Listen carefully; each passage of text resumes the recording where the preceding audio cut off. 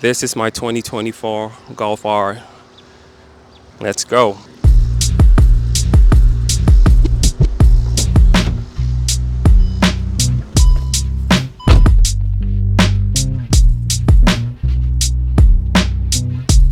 What don't I like about this car? The exterior. I don't like the wheel gap. I don't like wheel gap on any car. I didn't like wheel gap on this car. I knew I was going to lower this car. I pretty much lower every car outside of the wheel gap, which is something, like I said before, I hate on virtually every single car. The thing that I hated most that is specific to this car and quite a few modern cars is the light bar on the front of the car. I just could not stand it. The wheel gap on this car bothered me a lot, and the light bar bothered me a lot as well. I absolutely despise the light bar in this car. I just don't like light bars in general. The light bar typically will turn on along with the headlights, and I coded it out. So now when my headlights are on, my light bar stays off. I didn't like the wheels. I did not like the style on the wheels. I didn't like the offset of the wheels. Yeah, so the wheel style and offset were not to my liking, so they had to go. How long the cold start takes. All right, here goes.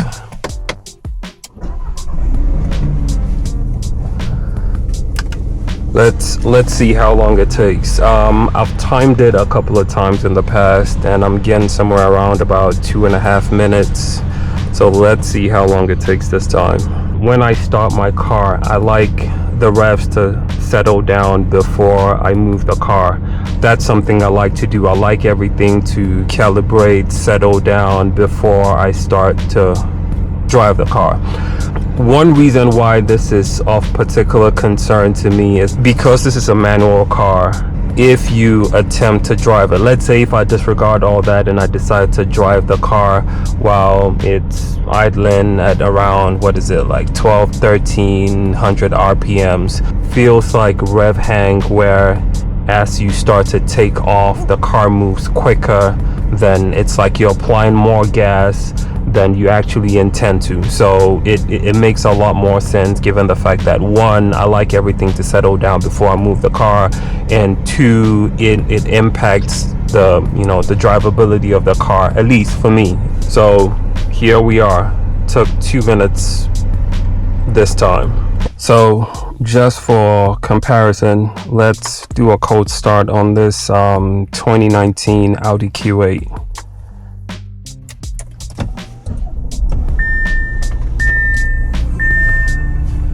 It's been sitting pretty much all day, and there we go. Took what, 30 seconds.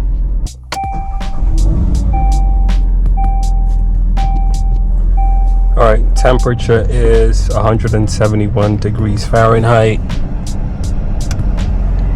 The car has been sitting for about, I don't know, 45 minutes now, an hour, something like that. Let's see how long it takes.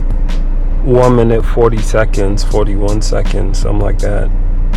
This transmission is not very good, at least not in my opinion. So taking off in this car is very clunky. So shifting between first, second, third in this car is always jerky. There was a clutch delay valve in this car. I had that removed. Clutch pedal travel was excessive in my opinion, and made it extremely difficult to find the bite point. So I ended up buying a clutch stop to reduce the travel of the clutch pedal. So I have a short shift kit in this car as well. So basically all the mod recommendations for the manual transmission I do have in this car.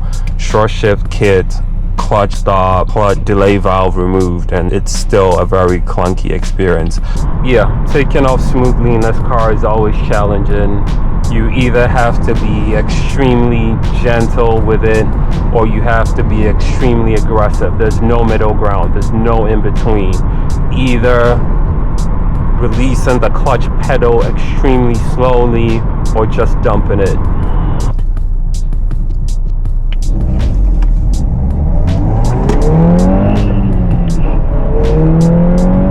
Another thing I don't like is the fact that the car does not come with a spare tire.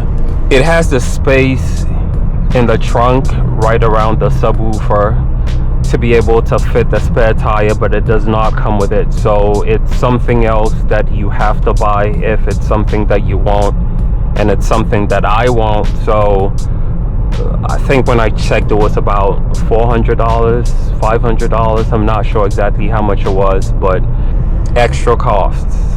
So things I don't like about the interior. I don't like the piano black. So piano black is primarily used on the gear surround area and on the dash, so infotainment and the dash display surround.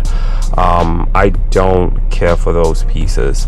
What I realized after buying this vehicle and doing some additional research was that the 2022, at least here in the US, the 2022 GTIs and Golf Rs had a matte gray surround for the gear shifter, but this piece right here around the infotainment system and the dash is still piano black. I will at some point down the line try and get that matte gray surround piece and replace this one right here with.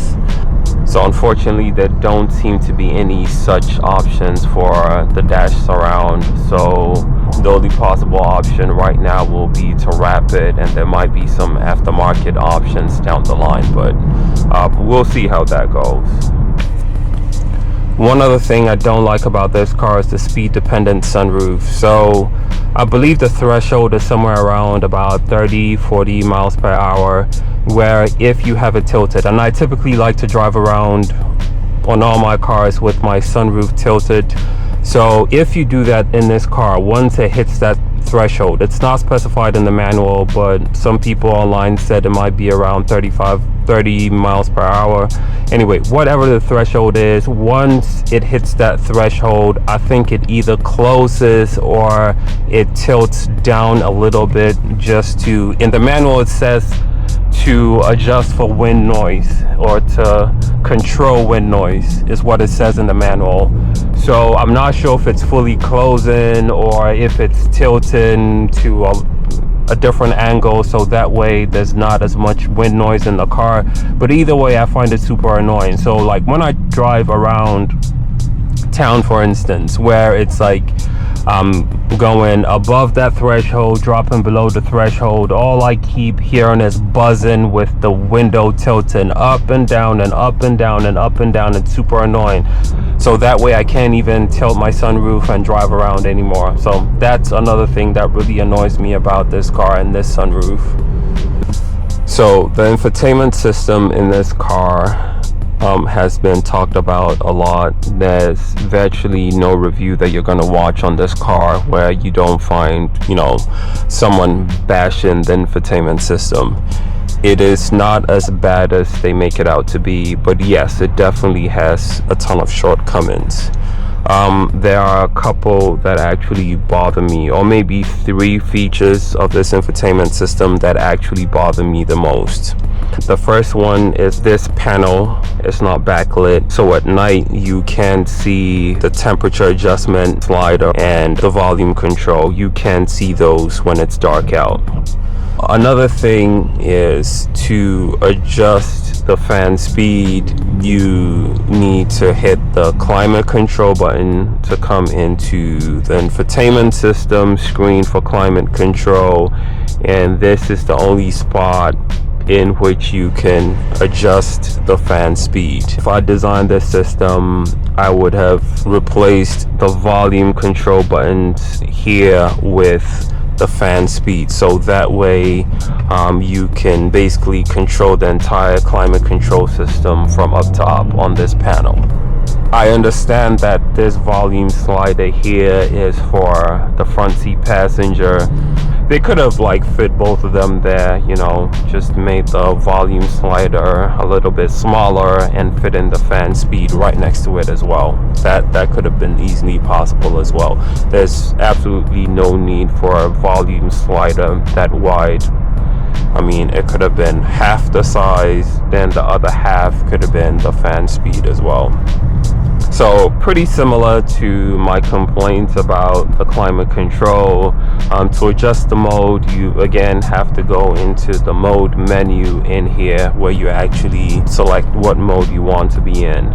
But that's not too much of a problem. The actual main issue here is the car does not remember which mode you are in. I would just wish that the car will start up in, the last mode that the car was turned off in. So just basically remember whatever mode the car was last in and just start up in that exact same mode. So CarPlay has been spotty in this car, but every other car that I've had CarPlay in has been spotty as well. So initially I used to use wired connection. There were several times I had connection issues. It might not connect from jump, or it might disconnect at some point during use. So I've since switched over to wireless CarPlay. It's been much better as far as the connectivity issues. But when you hit bumps in the road, there's like a slight break in the music if you're listening to music. Another thing also on the interior is there's some wear on the left side bolster on the seat. I have some serious concerns about that. Currently the car only has like 16,000 miles on it and close to 17,000 miles, and it has that type of wear between, the perforations in the seat. I have a strong feeling it's going to rip through the perforations and it's going to be super messy. Another thing is the position. I know other people have complained about the design of the cup holders. I don't really mind. It's flimsy, yes, but all in all, it works. The issue that I have with the cup holders is the position of the cup holders. So it's right here, and if you have, any size cup, it doesn't even have to be an oversized cup, even the shortest of cups, it sort of gets in the way of you shifting since this is a manual transmission car. So I wish somehow they had interchanged the cup holder with the placement of the storage and the charging area for the phone. I wish they had interchanged that to where the cup holders was actually back here. And I know that will impact storing cups, especially the taller cups as well. But yeah, I wish the cup holders were not here in the manual transmission cars. A power lift gate or a power hatch, however you want to call it, would have been great on this car as well. So on a almost $50,000 MSRP car, I believe a power lift gate would have been in order, so that would have been great. Another thing is there's no home link, no garage opener, no inbuilt garage opener in this car. There is, again, it's an option, so you can actually buy the part. So it's an OEM part and it includes home link. I think it's about $350, so you can buy one and replace this one right here. So currently I have my garage opener right here, but I would like to be able to get rid of this from my car and just have it integrated into the rear view mirror. So that's another thing I'm not too happy about. One missed opportunity with the heads-up display was the fact that they could have included the tach in the heads-up display. Even if not in all driving modes, they could have paired it up with the R-specific displays on the dashboard. So if you're doing some spirited driving, you have to keep looking down at the dash to see where you are in the rev range. They could have just stuck the tach in the heads-up display, up top as well, because there seems to be a lot of empty space in there that's currently not being utilized.